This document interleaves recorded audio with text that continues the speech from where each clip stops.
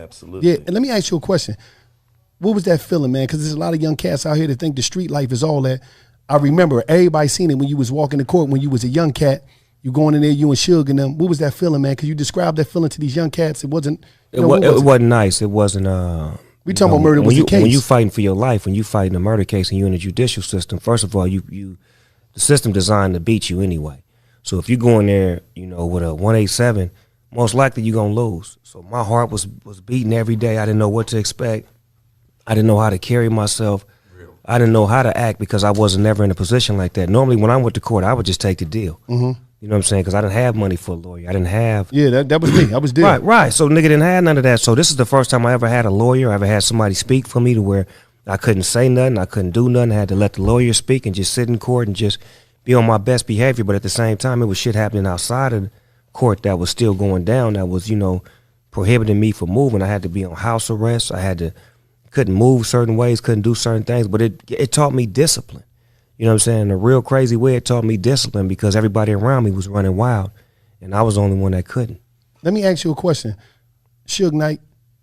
Like, even when it came to my murder case, if it wasn't for him, I don't know what I would have did because he was professional enough to know that you need a lawyer. We got to get a defense team. We got to do this. Don't say a word. How much did your lawyer cost? Man, we spent about $10 million on that case. Damn. Just to get you out. He spent $10 million cash. At least, because the case went on for 3 years.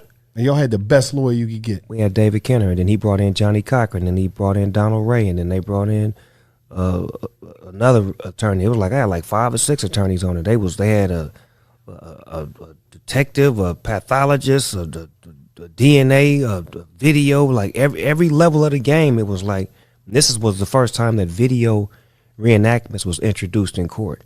So we had to reenact what had actually happened through a video that my attorney was willing to found a way to put together. So it was like a reenactment, like you see now when you watch those shows, the first 48 and all that shit. You see them we was the first ones to do that in court.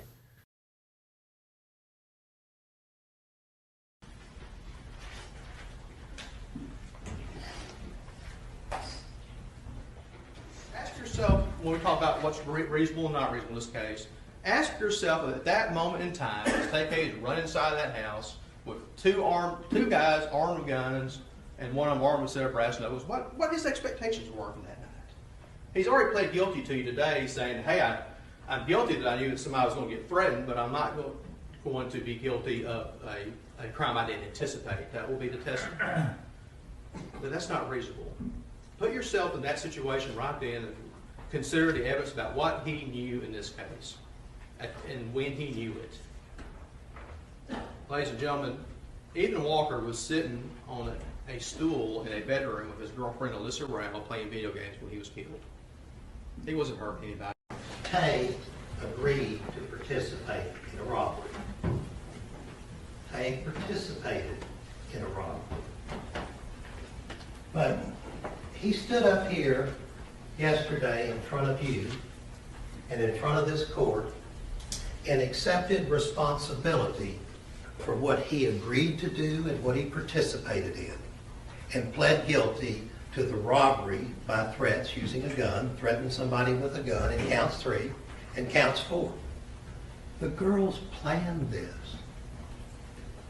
They set it up, and the boys were supposed to come in and hold everybody off, and TK had a bag. He was going to get the money and the drugs from under the couch and run back out.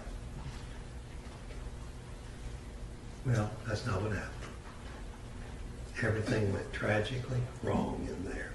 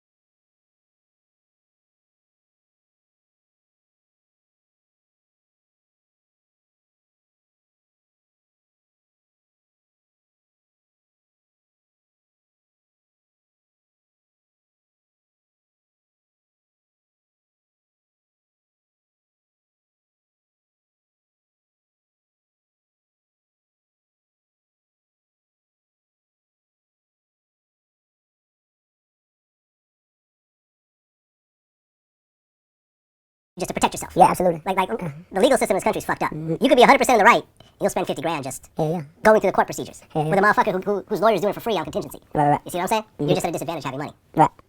That's what comes with this shit, though. That's what comes with this shit. Now, I know everyone's gonna want me to ask about the Walmart situation, but we actually looked into it, and we saw that it's still an open case. Right. So therefore, I'm not gonna ask any questions about it whatsoever. That's cool. You know what I mean? And my suggestion is, because I know you're doing interviews, the answer should be no comment. I wouldn't answer shit if you would ask about it. There you go. There you go. And the reason why I say it is because you did do a video about it right afterwards. Hey, look, I feel like it's only right to tap in. You see what I'm saying? And let y'all know, first of all, ain't no free me. I'm free than a motherfucker. And ain't no RIP me. My heart's still beating. And condolences goes out to the other parties involved. You see what I'm saying? And all you bitch ass weirdos talking about my bad, my goddamn brother called me, so my shit it froze up. But yeah, talking about using this shit to promote my motherfucking album, mixtape, whatever. Bitch, check the dates, check the caption. I was promoting this shit. Goddamn, before the weak ass shit happened, I was promoting this shit as I was on the way to the Walmart, you feel me? And I'm gonna keep promoting this shit, man.